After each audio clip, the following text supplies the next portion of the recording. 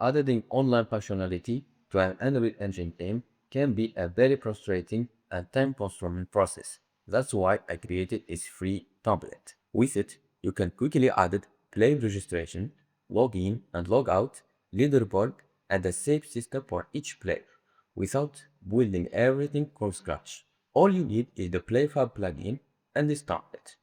In this video, I will show you exactly how to set up everything and integrate it into your own project just in few steps.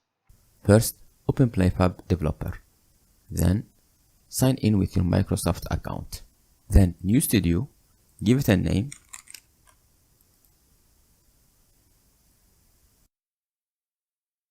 Inside Unreal Engine, go to Edit, then Plugin. PlayFab plugin need to be activated. Go to Edit, Project Setting, then PlayFab. Now copy the title ID and put it right here. Open your template, go to Settings, then API Features, then copy the API endpoint. Put it right here. Let's copy this again. Close. Go to Content, PlayFab Blueprints. Then Blueprint my game instance and put it right here. Save. Now in login screen level, be sure that the game mode here is BP login game mode. Go to Edit, Project Setting, then Maps and Modes, and be sure that the game instance is BP my game instance. Now the register and login system work just fine. Let's do a test.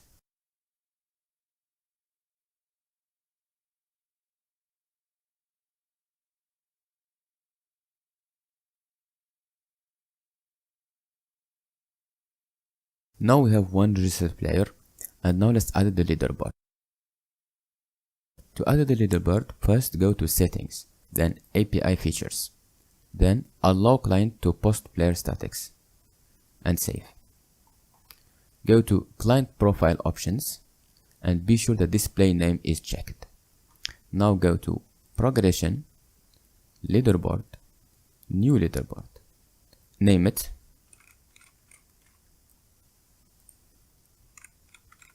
This is the order of classment, descending meaning from best to worst. And submit. Now we will use this name, Leaderboard Ranking. Inside our Unreal Engine project, go to Blueprints, then My Game Instance again, and search for the Leaderboard Actualizer.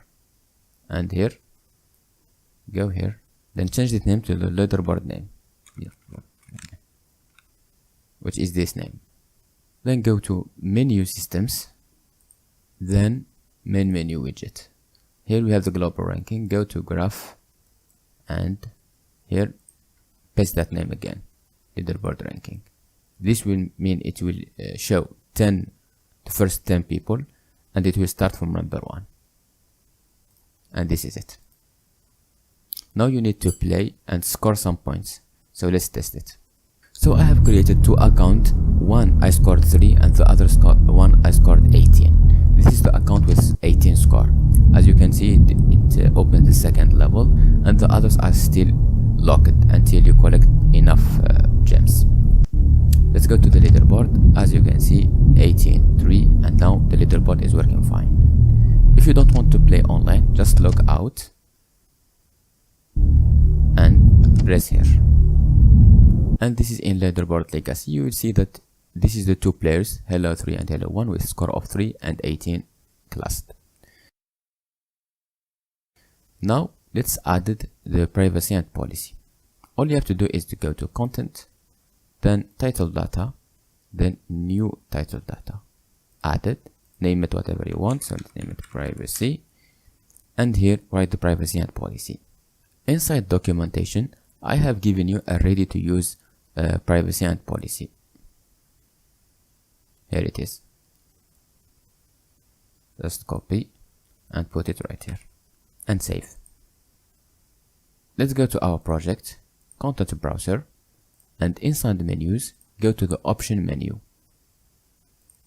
open option menu, graph, and then inside privacy and policy, paste the name right here,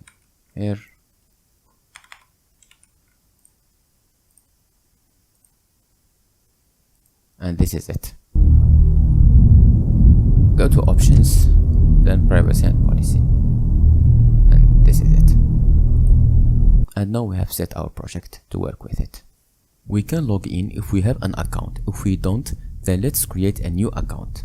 After you register, it enters the game directly. Now, if you need, you can log out. From this, you can open the game without login. If we make any mistake, it will give you an error that explains what went wrong. Once you log in, every time you open the game, it auto login for you. This framework have a leaderboard that class player from the best to worst, and a privacy policy that can be updated from the server.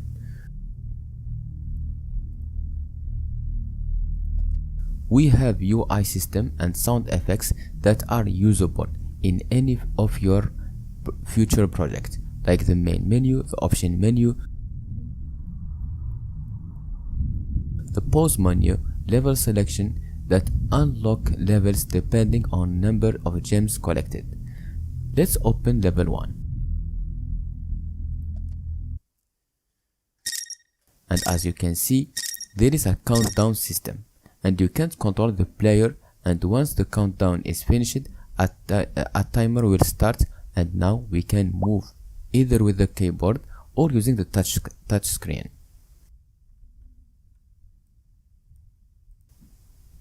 So let's collect some gems.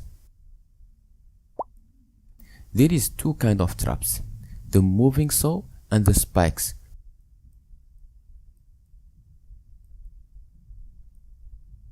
Both you can control from the details in editor. You can make them go faster or slower, and other options. These red platforms are a falling platform, so if you step on them, they will fall after certain time, and if you fall or die, you will respawn from the start. So now let's collect again these 3 gems. Let's move on and pass these falling platforms, and now we reach this. This is a launcher that will launch you.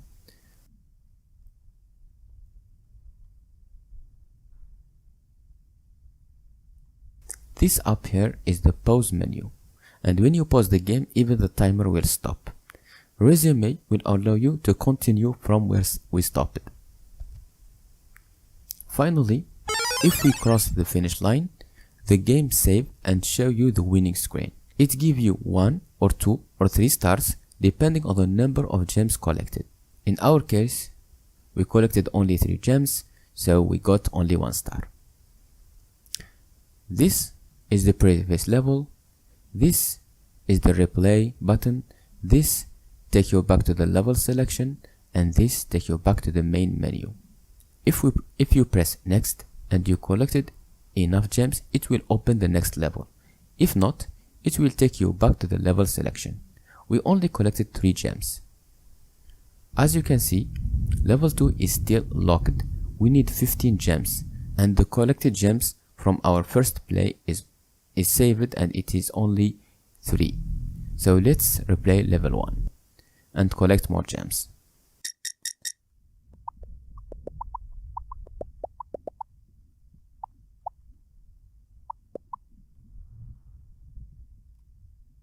Now we collected enough gems, we got 3 stars, and if we press next, we open the next level. If we press here again, this opens the pause menu, and inside pause menu we can go options. These sliders are for sound effects and music. If we turn them both down,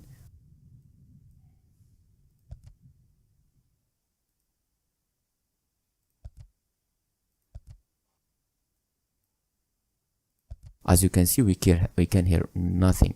Okay, and then if we slide them back to 100%, we can here again. So let's go out. So let's go back to the main menu, and now level 2, open it.